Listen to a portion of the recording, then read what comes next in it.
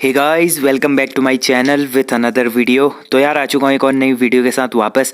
देखिए इस वीडियो में हम बात करेंगे उत्तराखंड जो फॉरेस्ट गार्ड का एग्ज़ाम होने वाला है उसका एक मॉक टेस्ट आपके लिए लेके आया हूँ, जिसमें 100 क्वेश्चंस आपके रहने वाले हैं जो एग्ज़ाम बेस्ड के हिसाब से बनाए गए हैं। ठीक है, इसी तरीके के क्वेश्चन आजकल एग्जाम्स में पूछे जाते हैं। देखिए इसमें जो हिंदी वाला पोर्शन है इसके मैंने इजी टू मॉडरेट लेवल के क्वेश्चन रखे हैं और कुछ एक दो क्वेश्चन हार्ड भी होंगे, बाकी सारे आपके मॉडरेट टू हार्ड लेवल के क्वेश्चन होंगे। ठीक है, तो आप लोग कमेंट करके अपना ओपिनियन देना कि ये क्वेश्चंस कैसे हैं, और बाकी आप लोग अपना स्कोर भी कमेंट डाउन करना। ठीक है, तो पहला क्वेश्चन है हमारा हिंदी का, हिनहिनाना शब्द है। तो हिनहिनाना शब्द क्या होता है? ये होता है हमारा क्रिया विशेषण। ठीक है, अब देखिए इसमें मैं ज़्यादा टाइम वेस्ट नहीं करूंगा क्योंकि 100 क्वेश्चन है तो मैं फटाफट आंसर बताते चलूंगा। ठीक है, बाकी आप लोग भी सॉल्व करते रहना। देखिए हिनहिनाना शब्द होता है क्रिया विशेषण। क्रिया विशेषण क्या होता है आपको पता होगा, जो किसी क्रिया की विशेषता को बताता है उसको कहते हैं क्रिया विशेषण। तो यहाँ पर किसी क्रिया को दिखाया गया है कि हिनहिना रहा है, तो ये कैसा होगा? क्रिया विशेषण होगा। फिर अगला क्वेश्चन है योगाभ्यास में कौन सी संधि है? अब देखिए योगाभ्यास में कौन सी संधि होगी, पहले हमें इसका संधि विच्छेद करना होगा। ठीक है, तो इसका संधि विच्छेद क्या होगा? योग धन अभ्यास। ठीक है, योग धन अभ्यास क्या होता है? योगाभ्यास। तो बीच में आ रहा है ना, यहाँ पर आ रहा है तो आ का मतलब क्या होता है? दीर्घ संधि होता है। ठीक है, जहां पर भी आपको आ बड़ा ई बड़ा ऊ दिखता है वहां पर होता है दीर्घ संधि, जहां पर ए ओ अर दिखता है वहां पर होता है आपका गुण संधि। अगर हम बात करें वृद्धि संधि की, तो वृद्धि में क्या आता है? बड़ा आई और बड़ा औ आता है। ठीक है, इस तरीके से होता है। आप लोगों को ये सारे मैं पहले वाले हिंदी प्रैक्टिस सेट में करा चुका हूं। तो नेक्स्ट क्वेश्चन देखिए, शिरीष के फूल किसकी रचना है? तो जो शिरीष के फूल है ये किसकी रचना है? ये हो जाएगा हमारा हजारी प्रसाद द्विवेदी जी की रचना। फिर है उपमा अलंकार किस अलंकार का उपभेद है? जो उपमा अलंकार होता है ये अर्थालंकार का क्या होता है? उपभेद होता है। फिर नेक्स्ट क्वेश्चन है आकाश का पर्यायवाची शब्द नहीं है। तो इसमें से बताना है आकाश का पर्यायवाची क्या नहीं होगा। तो जो सोम होता है, सोम क्या नहीं होता है? आकाश का पर्यायवाची नहीं होता है। सोम किसका होता है? अमृत का होता है। फिर है कन्नौजी बोली किस जनपद में बोली जाती है? अब देखिए हिंदी लिटरेचर का क्वेश्चन है, आपने भाषा बोली वाला चैप्टर पढ़ा होगा। तो ये जो कन्नौजी बोली है किस जनपद में बोली जाती है? तो ये बेसिकली जो हरदोई जनपद है यहाँ पर ये भाषा बोली जाती है। फिर है सूखे कठोर नंगे पहाड़ किसकी रचना है? जो सूखे कठोर नंगे पहाड़ रचना है ये किसकी है? तो ये हो जाएगा हमारा गजानन माधव मुक्तिबोध की रचना। ठीक है, फिर है जीवैषणा का सही संधि विच्छेद होगा। तो जीवैषणा का सही संधि विच्छेद क्या होगा? जीव धन ऐषणा। ठीक है, जीव धन ऐषणा जीवैषणा हो जाएगा। ठीक है, यहाँ पर क्या आ रहा है? बड़ा आई आ रहा है बीच में, तो बड़ा आई किस में होता है? बड़ा आई होता है हमारा वृद्धि संधि में। ठीक है, फिर देखिए अगला क्वेश्चन है स्त्रीत्व शब्द में कौन सी संज्ञा है? अब यहाँ पर हमको संज्ञा पूछी गई है, जो स्त्रीत्व शब्द है इसमें कौन सी संज्ञा होगी? तो इसमें हो जाएगा हमारा भाववाचक संज्ञा। कौन सी संज्ञा होगी? भाववाचक संज्ञा। मतलब अब आपको संज्ञा सर्वनाम मैंने अच्छे से करा रखे हैं। तो जो स्त्री होता है, स्त्री की जो भावना को प्रदर्शित कर रहा है उसको बोलते हैं स्त्रीत्व। ठीक है, इसलिए यहाँ पर क्या होगा? भाववाचक संज्ञा होगी। फिर है अगला क्वेश्चन, आप भला तो जग भला में कौन सा सर्वनाम है? तो आप भला तो जग भला में कौन सा सर्वनाम होगा? तो इसमें हो जाएगा हमारा निजवाचक सर्वनाम। अब देखिए निजवाचक सर्वनाम क्या होता है? जिन शब्दों में हम लोग क्या करते हैं? आप, स्वयं, खुद, स्वतः, ऐसे शब्दों का प्रयोग करते हैं उनको निजवाचक सर्वनाम कहते हैं। जैसे अपने से बड़ों का आदर करना चाहिए, यहाँ पर क्या आ रहा है? अपने आ रहा है, मतलब आप खुद ही कर रहे हैं ना। तो आप भला तो जग भला, तो इसमें आप आ रहा है तो यहाँ पर क्या होगा? निजवाचक। आपको बेसिकली ऐसे याद करना है, जहाँ पर निजवाचक सर्वनाम होता है वहाँ पर आप, स्वयं, खुद, स्वतः, इस तरीके के जो वर्ड आते हैं यहाँ पर होता है निजवाचक। ठीक है, अब ये क्वेश्चन है जैसा करोगे वैसा भरोगे। तो जैसा करोगे वैसा भरोगे में कौन सा सर्वनाम होगा? तो इसमें सर्वनाम हो जाएगा हमारा संबंधवाचक। ठीक है, अब यहाँ पर जैसा करोगे वैसा भरोगे यानी दो वर्डों का क्या कर रहे हैं? यहाँ पर संबंध को दर्शा रहा है, तो यहाँ पर होता है संबंधवाचक। अगला क्वेश्चन है, काला घोड़ा तेज दौड़ता है में क्रिया विशेषण है।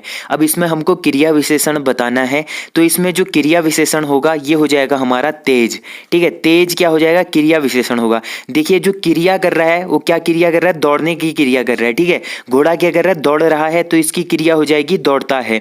अब इसकी विशेषता कौन बता रहा है, क्या बता रहा है कि तेज दौड़ रहा है। ठीक है, तेज दौड़ रहा है तो इसकी क्या है, विशेषता है, तो क्रिया विशेषता क्या हो जाएगी, इसमें तेज हो जाएगी। ठीक है, फिर है संरक्षण में उपसर्ग है, तो संरक्षण में क्या उपसर्ग होगा, तो इसमें हो जाएगा सम उपसर्ग। ठीक है, सम धन रक्षण बराबर होता है संरक्षण। ठीक है, फिर अगला क्वेश्चन है, कदाचित में कौन सा प्रत्यय है, तो कदाचित में कौन सा प्रत्यय लगा हुआ है, तो इसमें लगा हुआ है चित प्रत्यय। ठीक है, अब इसमें इत प्रत्यय मत कर देना, कदाचित में होगा चित प्रत्यय। ठीक है, फिर अगला क्वेश्चन है, शुद्ध वर्तनी का चयन कीजिए, तो बताइए इसमें से शुद्ध वर्तनी क्या होगी, तो जो कृत कृत्य है ये क्या होगी, शुद्ध वर्तनी ये वाली होगी, ऑप्शन बी वाला। ठीक है, कृत कृत्य ये सही ऑप्शन होगा, बाकी कृत कृत्य ये सारे क्या हो जाएंगे, गलत हो जाएंगे। फिर है पाश्चात्य का विलोम शब्द है, तो पाश्चात्य का विलोम शब्द क्या होता है, ये होता है हमारा पौर्वात्य। ठीक है, पौर्वात्य क्या होता है, पाश्चात्य का विलोम शब्द होता है। फिर अगला क्वेश्चन है, विवरण चिन्ह को पहचानिए, तो विवरण चिन्ह क्या होता है, देखिए किसी भी चीज का हम विवरण करते हैं तो उसके आगे कौन सा चिन्ह लगाते हैं, इस तरीके का चिन्ह लगाते हैं, तो इसको बोला जाता है विवरण चिन्ह। तो यहाँ पर ऑप्शन डी राइट आंसर होगा। फिर है 9 दिन चले 2.5 कोस से तात्पर्य है, तो 9 दिन चले 2.5 कोस से क्या तात्पर्य होगा, तो इससे तात्पर्य होता है धीरे धीरे चलना। ठीक है, धीरे धीरे चलना मतलब 9 दिन चले 2.5 कोस। फिर अगला क्वेश्चन है, हमेशा साथ रहने वाला के लिए एक शब्द बताइए, तो हमेशा साथ रहने वाला के लिए एक शब्द क्या होगा, इसके लिए हो जाएगा शाश्वत। ठीक है, जो शाश्वत होता है इसका मतलब होता है हमेशा साथ रहने वाला। फिर है, निम्न में से आग का पर्यायवाची नहीं है, तो इसमें से आग का पर्यायवाची क्या नहीं होगा ये हमें बताना है। तो जो ये वात होता है, वात क्या होता है, आग का पर्यायवाची नहीं होता है। वात मीन्स होता है हवा। ठीक है, बाकी हुताशन, जातदेव, वैष्णवर ये सब क्या है, वैश्वानर, ये सब है हमारे आग के पर्यायवाची। फिर अगला क्वेश्चन है, उठाना क्रिया का अकर्मक रूप है, तो सकर्मक अकर्मक आपने पढ़ा होगा, तो जो उठाना क्रिया है, तो उठाना क्रिया का अकर्मक क्या होगा, तो इसका हो जाएगा उठना। ठीक है, उठना, उठाना, देखना, दिखाना, इस तरीके के जो वर्ड होते हैं ये सकर्मक अकर्मक में आते हैं। तो ये थे हमारे हिंदी के 20 क्वेश्चंस। होप करता हूँ आप लोगों को ये क्वेश्चंस अच्छे लगे होंगे। अब हम बात करेंगे उत्तराखंड सामान्य ज्ञान की। ठीक है, अब इसमें उत्तराखंड के 40 क्वेश्चंस हैं, जिसमें हमारे उत्तराखंड करंट अफेयर भी इंक्लूडेड हैं। ठीक है, तो पहला क्वेश्चन है यूकेजीएस का, कालिदास के रघुवंश का महाकाव्य में किस प्रजाति का वर्णन मिलता है। जो कालिदास का रघुवंश महाकाव्य है इसमें किस प्रजाति का वर्णन मिलता है, तो ये मिलता है किरात जाति का। ठीक है, जो किरात प्रजाति थी इसका वर्णन मिलता है रघुवंश महाकाव्य जो लिखी है कालिदास ने। फिर है, नीलू कठायत किसका सेनापति था, आपने चंदवंश पढ़ा होगा, तो चंदवंश में आपने नीलू कठायत भी पढ़ा होगा। तो देखिए जो नीलू कठायत था ये किसका सेनापति था, तो ये था हमारा गरुड़ ज्ञानचंद का सेनापति। ठीक है, गरुड़ ज्ञानचंद का सेनापति था नीलू कठायत। एक बार क्या होता है, इसको धोखे से मारता है, जिसके उसमें जिसको प्रायश्चित करने के लिए, मतलब जिसका प्रायश्चित करने के लिए जो उद्यान चंद होता है, उद्योत चंद होता है, ये क्या करता है, इसके प्रायश्चित के लिए काफी सारे मंदिर नौले बनवाता है। फिर है, महाजनों को दिया जाने वाला कर कहलाता था, तो आपने चंदू में कर पढ़े होंगे, उनके 36 रकम 32 कलम, तो उसमें जो महाजन होते थे, महाजनों को दिया जाने वाला कर क्या कहलाता था, तो ये कहलाता था हमारा बाजदार। ठीक है, बाजदार कहलाता था चंदू में महाजनों को दिया जाने वाला कर। फिर है, समुद्रगुप्त की भांति किस पवार शासक ने मुद्रा लेख लिखवाया था। जो समुद्रगुप्त थे इनकी भांति जो पवार शासक है तो इसने मुद्रा लेख लिखवाया था, तो ये कौन सा पवार शासक था, ये था हमारा फतेह शाह। ठीक है, फतेह शाह ने क्या करा था, मुद्रा लेख लिखवाया था। फिर है, खच्चर सेना की स्थापना किसने की थी। जो खच्चर सेना है इसकी स्थापना किसने करी थी, तो ये करी थी हमारा जॉर्ज विलियम ट्रेल ने। ठीक है, ट्रेल ने क्या करा था, 1822 ईस्वी में खच्चर सेना की स्थापना करी थी। अब आपको पता होगा उस टाइम पे क्या चल रहा था, कुली बेगार चल रहा था। ठीक है, कुली बेगार का विरोध उस टाइम पे लोगों द्वारा हो रहा था। इसको जो विलियम संगम ट्रेल थे ये भी इस चीज को मतलब इसका विरोध करते थे, इसीलिए इन्होंने क्या करी थी, खच्चर सेना की स्थापना करी थी। फिर अगला क्वेश्चन है, अकबर के दीन ए इलाही के समान सर्वधर्म सम्मेलन सभा किसने चलाई? तो देखिए अकबर के टाइम पर क्या चली थी, एक दीन ए इलाही नामक एक प्रथा या फिर एक धर्म चला था, तो इसी के समान सर्वधर्म सम्मेलन चलाया गया था। तो ये किस पवार शासक ने चलाया था? तो ये चलाया था हमारा कीर्ति शाह ने। ठीक है, टिहरी रियासत आपने पढ़ा होगा, उसमें जो कीर्ति शाह था, कीर्ति शाह ने क्या चलाया था, सर्वधर्म सम्मेलन चलाया था। अगला क्वेश्चन है, उत्तराखंड युवा परिषद का गठन कब हुआ? तो देखिए ये उत्तराखंड से रिलेटेड क्वेश्चन है, स्वतंत्रता संग्राम के रिलेटेड। तो उत्तराखंड जो युवा परिषद का गठन हुआ था, तो ये कब हुआ था? ठीक है, तो ये होता है 1976 में, 1976 ईस्वी में क्या होता है, उत्तराखंड युवा परिषद का गठन होता है। फिर नेक्स्ट क्वेश्चन है, रुद्रप्रयाग का प्राचीन नाम क्या है? तो रुद्रप्रयाग का प्राचीन नाम हमें बताना है, तो ये हो जाएगा हमारा पुनाड़। ठीक है, बाकी आपको बाड़ाहाट, सौम्यकाशी ये सब आपको पता होगा। तो पुनाड़ क्या है, रुद्रप्रयाग का प्राचीन नाम है। कामेट चोटी के रताकोना नामक स्थान के देवताल से निकलने वाली नदी कौन सी है? जो कामेट चोटी है इसके रताकोना एक नामक एक स्थान है, यहाँ पर क्या है, देवताल स्थित है। ठीक है, तो देवताल से निकलने वाली नदी कौन सी हो जाएगी? ये होगी हमारी सरस्वती नदी। ठीक है, सरस्वती नदी कहाँ से निकलती है? देवताल से निकलती है। फिर अगला क्वेश्चन है हमारा, बाल गंगा निम्न में से किसकी सहायक नदी है? अब देखिए जो बाल गंगा है ये किसकी सहायक नदी है? तो ये हो जाएगी भिलंगना की सहायक नदी। आपको मैंने नदी तंत्र वाली पूरी सीरीज कराई है, तो उसमें आपको अच्छे से बता रखा है किसकी सहायक नदी कौन सी है करके। ठीक है, फिर है कॉर्बेट राष्ट्रीय उद्यान के समीप बहती है। तो कौन सी नदी है जो कॉर्बेट राष्ट्रीय उद्यान के समीप बहती है? तो ये हो जाएगी हमारी पश्चिमी रामगंगा। ठीक है, जो पश्चिमी रामगंगा है ये कॉर्बेट राष्ट्रीय उद्यान के समीप बहती है। अगला क्वेश्चन है, आसन वेटलैंड संरक्षण आरक्षिति की स्थापना कब हुई? देखिए उत्तराखंड में कितने संरक्षण आरक्षिति हैं? तो 4 संरक्षण आरक्षिति हैं, जिसमें से एक है आसन वेटलैंड संरक्षण आरक्षिति। तो देखिए जो वेटलैंड संरक्षण आरक्षिति है तो इसकी स्थापना कब होती है? इसकी स्थापना होती है हमारा 2005 ईस्वी में। ठीक है, ऑप्शन भी इसका राइट आंसर हो जाएगा। फिर है सूची 1 और सूची 2 को सुमेलित कीजिए। तो देखिए इसमें सूचियां दी गई हैं, जिसके सामने हमको कुछ राष्ट्रीय उद्यान दिए हैं और उनकी स्थापना वर्ष दिया है, तो इसको हमको क्या करना है, सुमेलित करना है। तो देखिए जो फूलों की घाटी है इसकी स्थापना कब हुई थी? 1982 को हुई थी। ठीक है, फिर देखिए गोविंद राष्ट्रीय उद्यान, तो गोविंद राष्ट्रीय उद्यान की स्थापना होती है 1980 ईस्वी में। फिर राजाजी राष्ट्रीय उद्यान, तो इसकी स्थापना होती है 1982 ईस्वी में। फिर है नंदा देवी राष्ट्रीय उद्यान, इसकी स्थापना होती है 1983 ईस्वी में। तो इस तरीके से इसका क्या हो जाएगा, कूट हो जाएगा। ठीक है, फिर है झुमड़ा एवं लहचारी नृत्य का संबंध किस जनजाति से है? तो जो झुमड़ा है एवं लहचारी नृत्य है इसका संबंध किस जनजाति से है? तो ये हो जाएगा थारू जनजाति से। थारू जनजाति से रिलेटेड है झुमड़ा एवं लहचारी नृत्य। फिर है जादुंग एवं नेलांग घाटी का संबंध किस जनजाति से है? तो देखिए जादुंग एवं नेलांग घाटी का संबंध किस जनजाति से है? तो ये भी हो जाएगा हमारा जाड़ जनजाति से। ठीक है, किससे हो जाएगा? जाड़ जनजाति से होगा। जाड़ क्या है? बेसिकली भोटिया की एक उपजाति है। फिर है कुमाऊं क्षेत्र का बैर गीत निम्न में से है। तो कुमाऊं का जो बैर गीत है ये किस प्रकार का गीत है? तो ये हो जाएगा हमारा तार्किक प्रश्नोत्तर गीत। ठीक है, तार्किक प्रश्नोत्तर गीत है जो बैर गीत होता है कुमाऊं क्षेत्र का। पेशावर कांड की घटना कब घटित हुई थी? आपको पता होगा पेशावर कांड काफ़ी ज़्यादा इम्पोर्टेंट है। तो पेशावर कांड की घटना कब घटित हुई थी? तो ये होती है 23 अप्रैल 1930 ईस्वी में।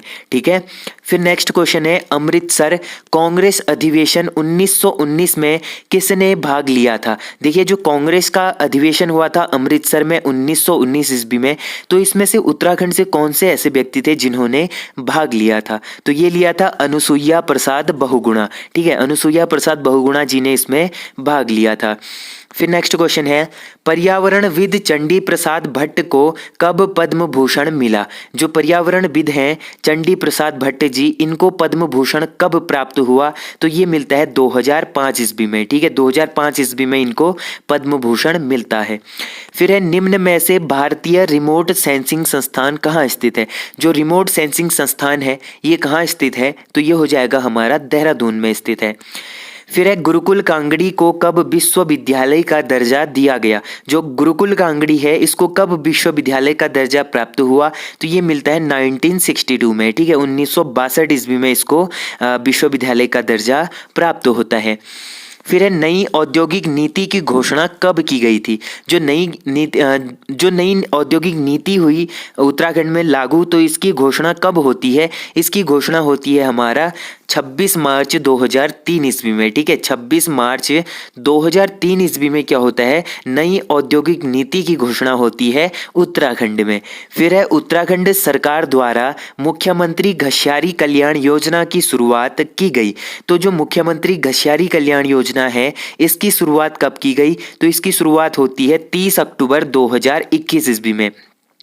अब देखिए गाइज, मैंने आपको बोला था योजनाओं से काफ़ी क्वेश्चंस एग्जाम में बनते हैं, इंपॉर्टेंट क्वेश्चंस। 2 क्वेश्चंस तो आप मान के चलिए एग्जाम में बनता है योजनाओं से, तो इसके मैं आपको 2-3 प्रैक्टिस सेट पहले करा चुका हूं। अगर आपने वो प्रैक्टिस सेट नहीं देखे तो प्लेलिस्ट में जाके आप लोग चेक कर सकते हैं।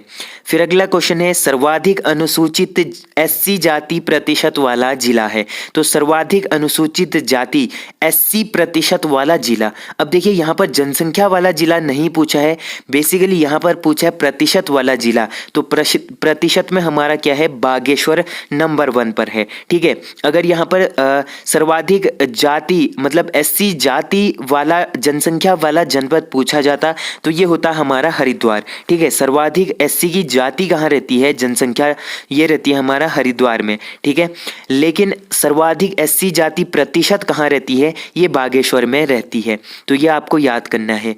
फिर अगला क्वेश्चन है, लिंगानुपात की दृष्टि से राज्य का देश में स्थान है। तो लिंगानुपात की दृष्टि से आपको बताना है कि हमारे राज्य का पूरे देश में कौन सा स्थान है। तो ये हो जाएगा हमारा 13वां स्थान। ठीक है, 13th पोजीशन पर है उत्तराखंड पूरे देश में लिंगानुपात की दृष्टि से। लिंगानुपात की बात करें, जो भारत का लिंगानुपात है ये हो जाएगा हमारा 943 और उत्तराखंड का जो लिंगानुपात है वो 963 है। तिलहरी आभूषण पहना जाता है। तो तिलहरी आभूषण उत्तराखंड में महिलाओं द्वारा किस अंग में पहना जाता है? तो ये गले में पहना जाता है। सर्वाधिक ऊंचाई पर पाया जाने वाला पुष्प है।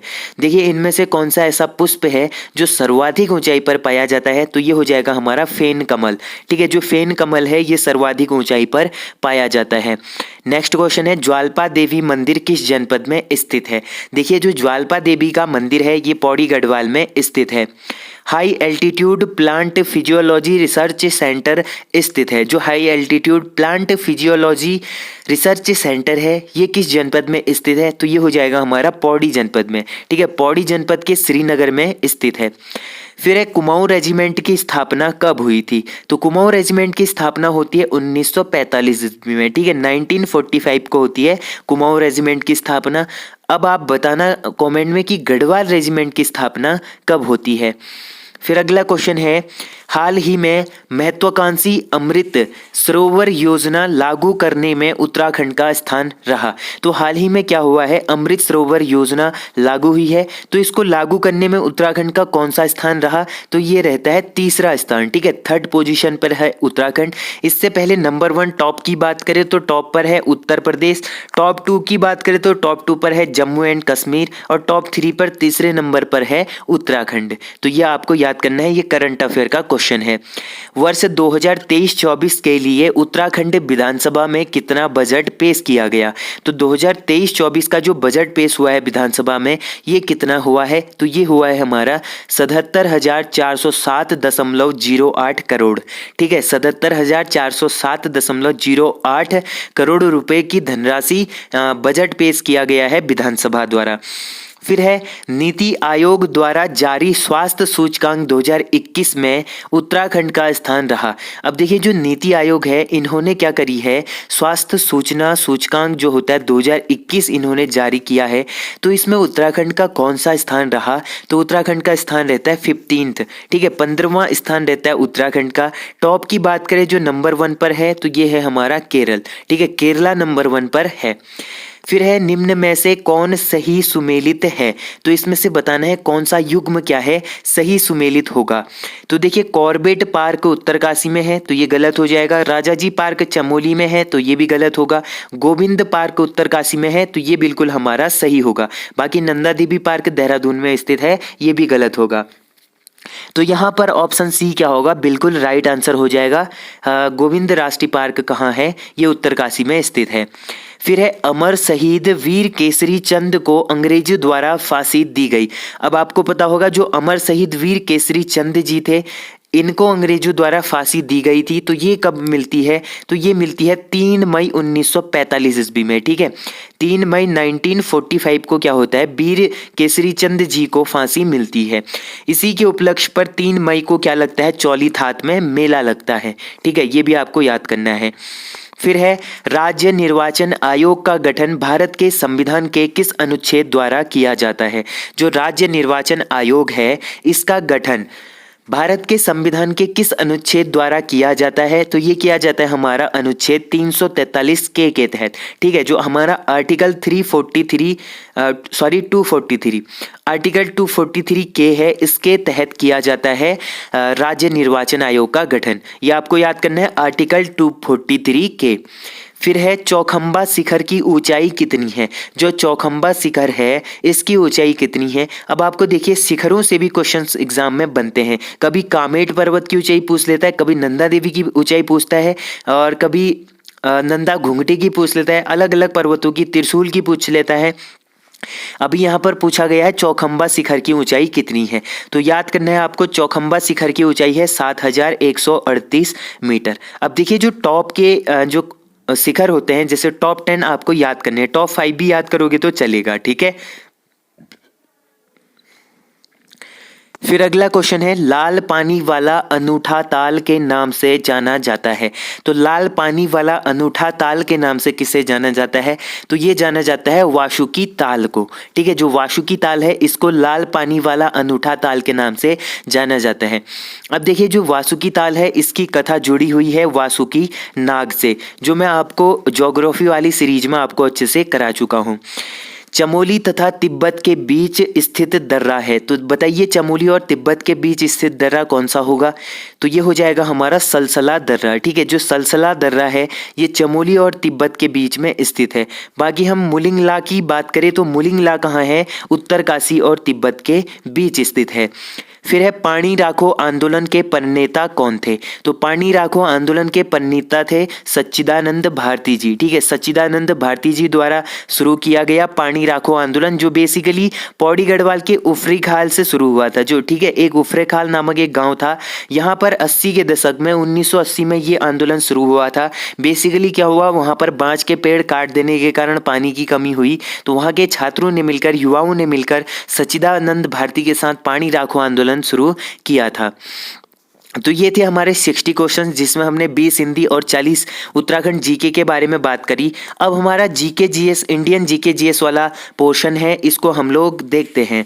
तो जीके जीएस का पहला क्वेश्चन है, निम्न में से वह व्यक्ति कौन है जिसका अन्य नाम देवान पियादसी भी था। तो ऐसा कौन सा व्यक्ति है जिसका अन्य नाम क्या था, देवान पियादसी था।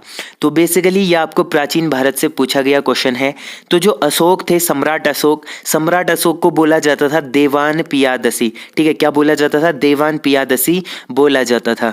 अगला क्वेश्चन है, प्रसिद्ध चित्रकार मीर सैयद अली चित्रकारी हेतु किस मुगल शासक के सहयोगी थे। जो मीर सैयद अली है ये चित्रकारी के लिए किस मुगल शासक के सहयोगी हुआ करते थे, तो ये हुआ करते थे हुमायूं के दरबार में ये रहते थे, ठीक है, इनके सहयोगी थे। फिर अगला क्वेश्चन है, निम्न में से किसे शेर ए बलिया नाम से जाना जाता है? तो बताइए शेर ए बलिया के नाम से किसे जाना जाता है? तो ये जाना जाता है चित्तू पांडे को। ठीक है, चित्तू पांडे जी को शेर ए बलिया के नाम से जाना जाता है। नेक्स्ट क्वेश्चन है, भारत एवं पाकिस्तान का विभाजन किस योजना के तहत हुआ? देखिए 1947 को क्या हुआ, भारत और पाकिस्तान मतलब भारत से पाकिस्तान अलग हुआ, पाकिस्तान का जन्म हुआ था। तो ये विभाजन हुआ जो ये किस योजना के तहत हुआ था? तो उस टाइम पे एक योजना चल रही थी माउंटबेटन योजना। ठीक है, माउंटबेटन योजना के तहत ही क्या हुआ, पाकिस्तान का विभाजन हुआ। फिर अगला क्वेश्चन है, निम्न में से किस सेना की ताकत छापामार रणनीति थी? तो छापामार रणनीति किस सेना की ताकत हुआ करती थी? ये होती थी मराठाओं की। ठीक है, इसको छापामार रणनीति को गुरिल्ला रणनीति भी बोला जाता है। ठीक है, इसको गुरिल्ला रणनीति बोला जाता है। बेसिकली देखिए ये क्वेश्चन पूछा गया था इससे प्रीवियस क्वेश्चन जो मतलब इससे प्रीवियस एग्जाम हुआ उसमें ये क्वेश्चन पूछा गया था। ईस्ट इंडिया कंपनी ने किस वर्ष कलकत्ता में सर्वोच्च न्यायालय की स्थापना करी थी? अब आपको ईस्ट इंडिया कंपनी से भी क्वेश्चंस देखने को मिलते हैं। तो इन्होंने क्या करी थी, ईस्ट इंडिया कंपनी ने कलकत्ता में एक सर्वोच्च न्यायालय की स्थापना करी थी। तो ये न्यायालय इन्होंने कब बनाया था? तो ये बनाते हैं 1773 ईस्वी में। ठीक है, 1773 को ये कलकत्ता में उच्च न्यायालय एक सर्वोच्च न्यायालय की स्थापना करते हैं। फिर है, संविधान के अनुच्छेद 368 का संबंध किससे है? जो आर्टिकल 368 है इसका संबंध किससे है? तो इसका संबंध होता है बेसिकली संविधान संशोधन प्रक्रिया से। ठीक है, जो संविधान संशोधन प्रक्रिया है ये संबंधित है आर्टिकल 368 से। और एक ही मात्र ऐसा आर्टिकल है, ठीक है, एक ही आर्टिकल है 368 जिसमें संविधान संशोधन की प्रक्रिया को दिखाया गया है। फिर है, भारत के मुख्य निर्वाचन आयुक्त की नियुक्ति कौन करता है? अब देखिए जो भारत के मुख्य निर्वाचन आयुक्त होते हैं इनकी नियुक्ति कौन करता है? तो इनकी नियुक्ति करता है राष्ट्रपति। ठीक है, अगला क्वेश्चन है, राज्यसभा को भंग करने का अधिकार किसे प्राप्त है? तो इन ऑप्शंस में से बताइए जो राज्यसभा है इसको भंग करने का अधिकार किसके पास प्राप्त होता है? तो देखिए इनमें से जो ऑप्शन डी है ये राइट आंसर होगा, इनमें से कोई नहीं। ठीक है, राज्यसभा को कोई भी भंग नहीं कर सकता है। ठीक है, राष्ट्रीय मानवाधिकार आयोग की स्थापना कब हुई थी? जो राष्ट्रीय मानवाधिकार आयोग है इसकी स्थापना कब होती है? 1993 को होती है। 1993 ईस्वी को राष्ट्रीय मानवाधिकार आयोग की स्थापना हुई थी। फिर है, जोजिला दर्रा जोड़ता है, जो जोजिला दर्रा है ये किस किस को जोड़ता है? तो ये जोड़ता है बेसिकली श्रीनगर और लेह को। ठीक है, श्रीनगर और लेह को जोड़ता है जोजिला दर्रा। किस नदी को ओडिशा का शोक कहा जाता है? तो ओडिशा का शोक किस नदी को बोला जाता है? तो ये बोला जाता है महानदी को। कूड़े से हरित ऊर्जा निर्माण में कौन से राज्य अग्रणी हैं? तो कूड़े से हरित ऊर्जा बनाने में, इसका निर्माण करने में कौन से राज्य अग्रणी हैं? तो ये हो जाएंगे हमारे महाराष्ट्र और पंजाब। ऑप्शन बी यहाँ पर राइट आंसर होगा। नर्मदा के अतिरिक्त कौन सी दूसरी नदी अमरकंटक से निकलती है? अब आपको पता होना चाहिए नर्मदा का उद्गम स्थान कहाँ है, अमरकंटक है। तो इसके अलावा कौन सी दूसरी नदी है जो अमरकंटक से निकलती है? तो ये हो जाएगी हमारी सोन नदी। ठीक है, सोन नदी का उद्गम भी कहाँ से है, अमरकंटक से है। मैत्तूर बांध किस राज्य में स्थित है? देखिए जो मैत्तूर बांध है ये मैत्तूर बांध किस जनपद में किस राज्य में स्थित है? तो तमिलनाडु राज्य में स्थित है मैत्तूर बांध। फिर सूची 1 और सूची 2 को सुमेलित करना है। तो इसमें कुछ हमें झील दिए गए हैं और आगे उनके राज्य दिए गए हैं कहाँ स्थित है। तो इसको हमें क्या करना है, सुमेलित करना है। तो देखिए बेसिकली जो साला झील है, साला झील कहाँ स्थित होगा? ये हमारा अरुणाचल प्रदेश में होगा। बड़खल झील कहाँ होगा? हरियाणा में होगा। लोकटक झील कहाँ है? मणिपुर में है। और कोलिवेली झील कहाँ है? तमिलनाडु में स्थित है।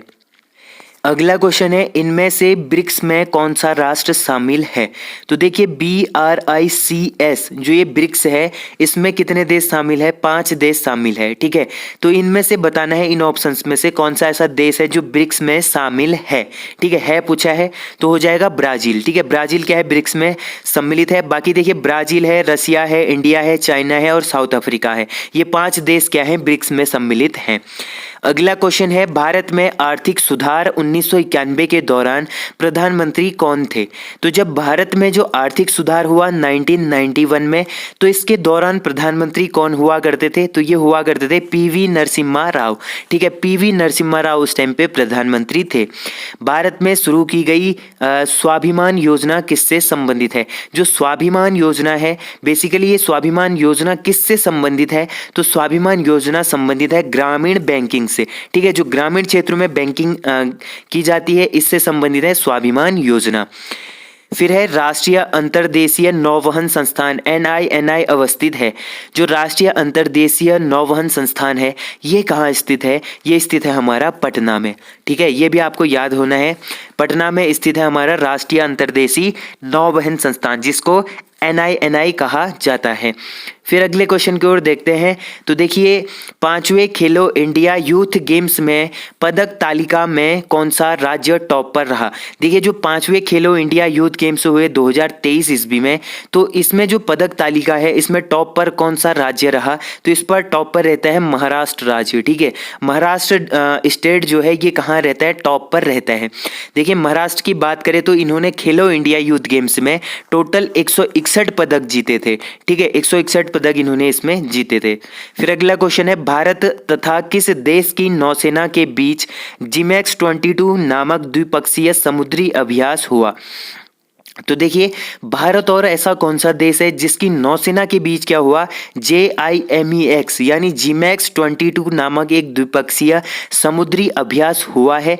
तो ये किस किस के बीच में हुआ है? ये होता है भारत और जापान के बीच में। ठीक है, भारत और जापान के बीच में हुआ है, जो बेसिकली कहाँ हुआ? बंगाल की खाड़ी में हुआ। फिर है, 15वें ब्रिक्स सम्मेलन 2023 में मेजबानी कौन सा देश करेगा? जो 15वां ब्रिक्स सम्मेलन हुआ 2023 में होगा, तो इसमें जो मेजबानी देश होगा, ये कौन सा देश इसका मेजबानी करेगा? तो ये करेगा हमारा दक्षिण अफ्रीका। ठीक है। फिर है, भारत की G20 अध्यक्षता के तहत पहली महिला 20 यानी W20 बैठक कहाँ आयोजित हुई? तो महिला जो W20 बैठक हुई थी G20 के तहत, तो इसकी पहली बैठक कहाँ पर आयोजित की गई थी? तो इसकी पहली बैठक होती है संभाजी नगर। ठीक है, संभाजी नगर, जिसका पहले नाम था औरंगाबाद, अब इसका नाम कर दिया है संभाजी नगर। देखिए, जो औरंगाबाद संभाजी नगर है, यहाँ पर क्या हुआ? पहला W20 सम्मेलन हुआ, मतलब यहाँ पर पहली बैठक हुई W20 की, जो G20 की अध्यक्षता के तहत हुई। ठीक है। फिर देखिए, अगला क्वेश्चन है, भारत के पहले मॉडल G20 शिखर सम्मेलन 2023 का उद्घाटन किसने किया? तो देखिए, जो भारत के पहले मॉडल G20 शिखर सम्मेलन 2023 है, इसका उद्घाटन किसने करा? इसका उद्घाटन करा था अमिताभ कांत ने। ठीक है, जो अमिताभ कांत थे, इन्होंने करा। ये अभी के टाइम पे क्या है? G20 के शेरपा है। ठीक है, इस बार भारत इसकी अध्यक्षता कर रहा है, तो इसके काफ़ी सम्मेलन होने हैं। देखिए, इसके 3 सम्मेलन, मतलब 3 बैठकें कहाँ होनी है? उत्तराखंड में भी होनी है। एक बैठक रामनगर में हो चुकी है 27-28 मार्च को, और इसके जो 2 बैठकें होंगी वो हमारे ऋषिकेश में होंगी। फिर अगला क्वेश्चन है, निम्न में से कौन सा डेटाबेस सॉफ्टवेयर का एक उदाहरण है? तो कौन सा ऐसा डेटाबेस है जो सॉफ्टवेयर का एक उदाहरण है? तो ये हो जाएगा हमारा ओरेकल RDBMS। ठीक है, जो ओरेकल RDBMS है, ये क्या है? एक डेटाबेस सॉफ्टवेयर का उदाहरण है। फिर है, कंप्यूटर में कौन हार्डवेयर है? तो कंप्यूटर में इनमें से कौन सा ऐसा है जो हार्डवेयर है? तो कंप्यूटर का जो हार्डवेयर है, ये इसमें से हो जाएगा CD-ROM। बाकी C++, C+++, Windows 7 ये क्या है? एक सॉफ्टवेयर होते हैं। ठीक है। फिर अगला क्वेश्चन है, कंप्यूटर में डाटा का किस रूप में भंडारण होता है? तो कंप्यूटर में जो डाटा का भंडारण होता है, ये किस रूप में होता है? ये होता है हमारा बाइनरी नंबर्स में। ठीक है, जो बाइनरी नंबर्स होता है, इनके रूप में डाटा का संरक्षण होता है। फिर है, विश्व की सबसे बड़ी पर्वत श्रृंखला कौन सी है? तो विश्व की सबसे बड़ी पर्वत श्रृंखला हमें बतानी है, तो ये हो जाएगी एंडीज पर्वत श्रृंखला। जो एंडीज पर्वतमाला है, ये विश्व की सबसे बड़ी श्रृंखला है। पेटागोनिया कहाँ स्थित है? तो बताइए, पेटागोनिया कहाँ स्थित है? ये हो जाएगा हमारा अर्जेंटीना में। ठीक है। फिर अगला क्वेश्चन है, कौन सी नदी पूर्वी चीन सागर में गिरती है। तो बताइए ऐसी कौन सी नदी है जो कहाँ गिरती है? पूर्वी चीन सागर में गिरती है। तो ये हो जाएगी यांगसे नदी। ठीक है, जो यांगसे नदी है ये पूर्वी चीन सागर में गिरती है। शिवाजी को पहाड़ी चूहा व साहसी डाकू किसने कहा?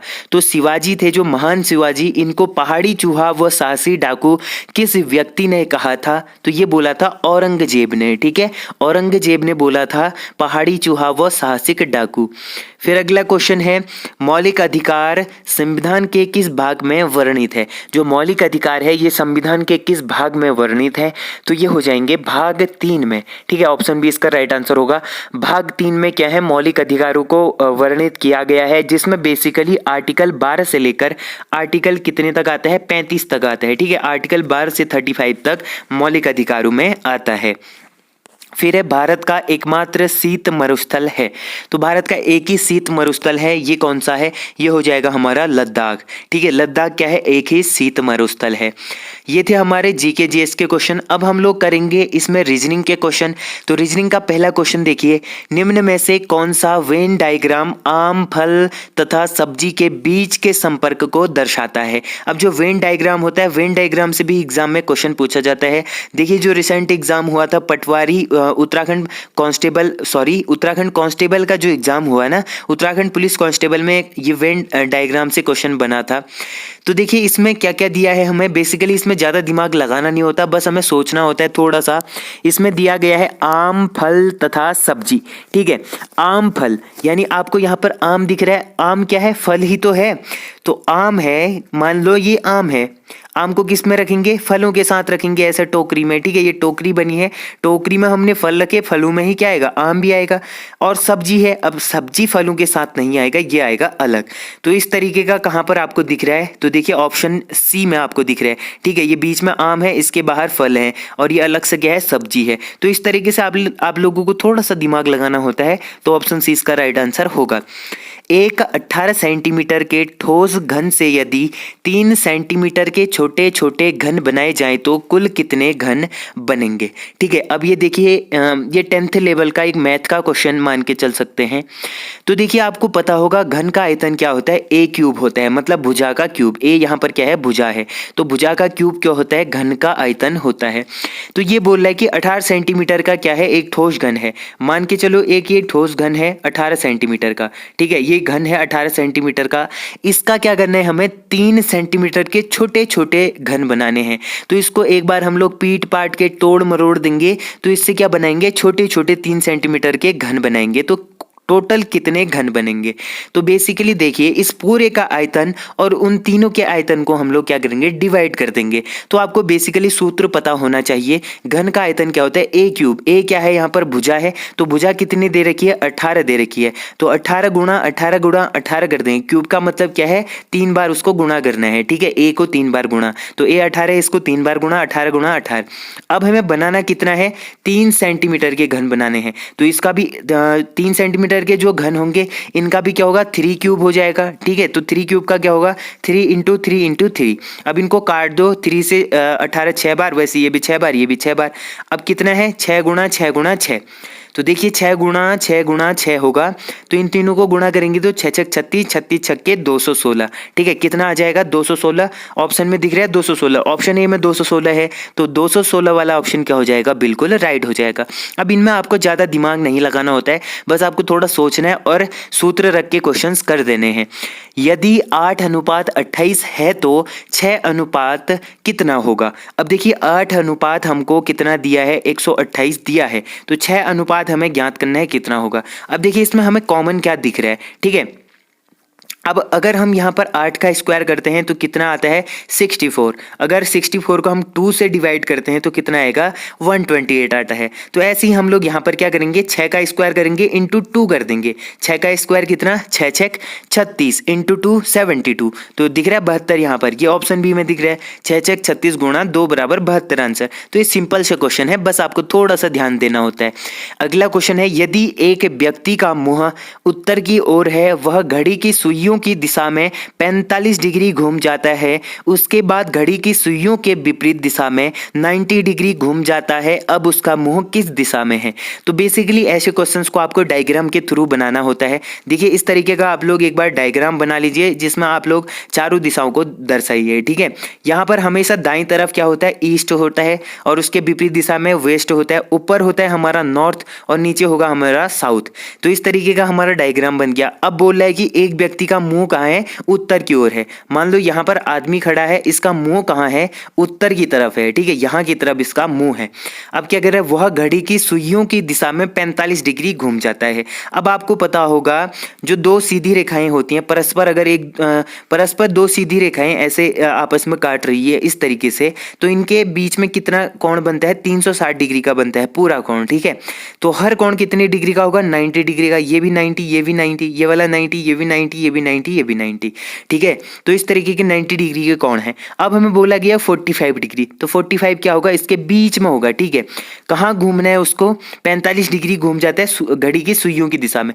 घड़ी कैसे घूमती है, ऐसे घूमती है ना, तो इस तरीके से घड़ी घूमती है, तो घड़ी की सुइयों की दिशा में हमें बंदे को घुमाना है। तो पहले ये ऊपर को देख के खड़ा था, अब इसको 45 डिग्री कहाँ घुमा दिया है, घड़ी की सुइयों की दिशा में यहाँ को घुमा दिया है। अब इसका मुंह कहाँ है, इस तरफ हो जाएगा। अब क्या बोल रहा है, उसके बाद घड़ी की सुइयों के विपरीत दिशा में 90 डिग्री घूम जाता है। अब घड़ी की विपरीत, अब घड़ी की सुइयां तो ऐसे चलती है ना, ऐसे चलती हैं। ठीक है, ऐसे चलती है, अब इसको विपरीत घुमाना है। अब इसका मुंह यहाँ है, तो विपरीत कैसे चलेगा, ऐसे चलेगा। ठीक है, अब आपको थोड़ा दूसरा कलर करके दिखाता हूँ। देखिए अब ये कैसे चलेगा, ऐसे चलेगा विपरीत दिशा में। ठीक है, इस तरीके से चलेगा, तो विपरीत दिशा में इसको घुमाना है। अब हमको कितना डिग्री, 90 डिग्री। ठीक है, अब ये वाली लाइन खींच लो। ठीक है, ये वाली लाइन खींच लो, यहाँ पर इसका मुंह है। ठीक है, अब यहाँ से 90 डिग्री क्या होगा, इसमें एक लंबवत रेखा खींचो। ठीक है, तो ये कितनी हो जाएगी, 90 डिग्री वाली रेखा हो जाएगी, ये बीच वाली।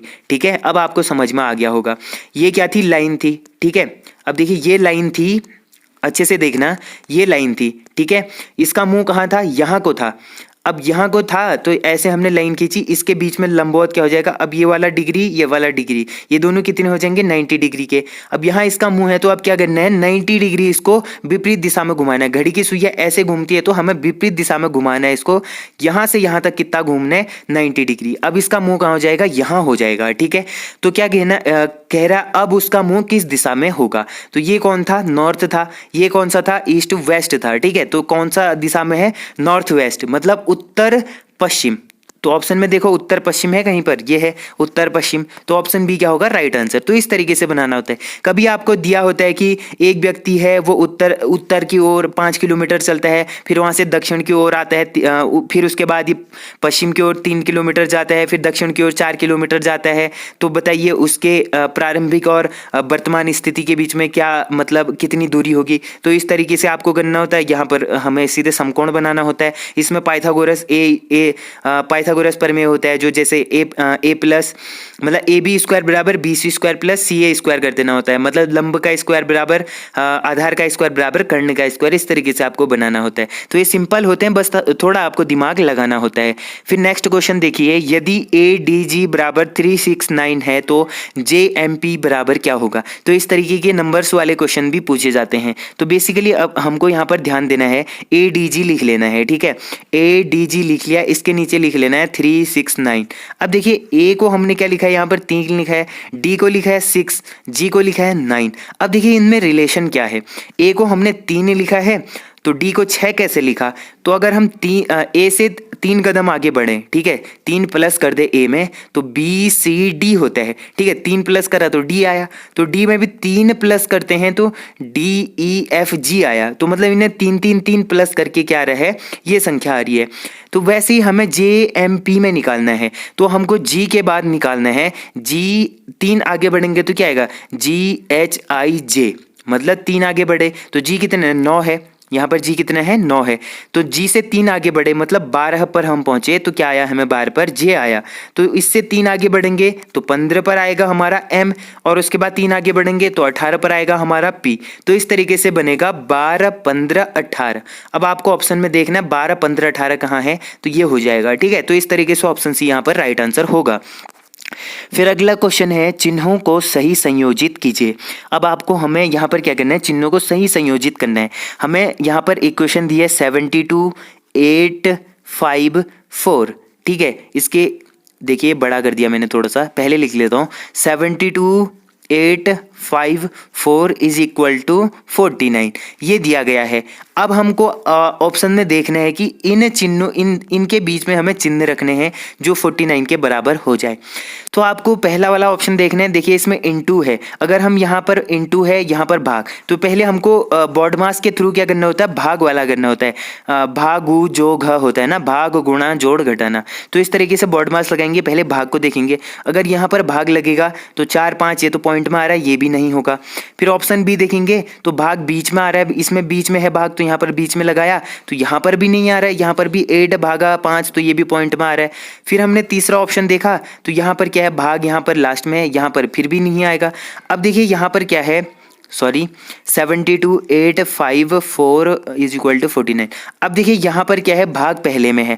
अगर हम भाग पहले में करें, उसके बाद बीच में इंटू करें, फिर उसके बाद प्लस करें तो कितना आता है देखते हैं। फिर बॉड मास के थ्रू 8 का भाग 72 में दिया तो कितना आया, 9 आया। फिर बीच में इंटू है, फिर 5 है, प्लस 4 है।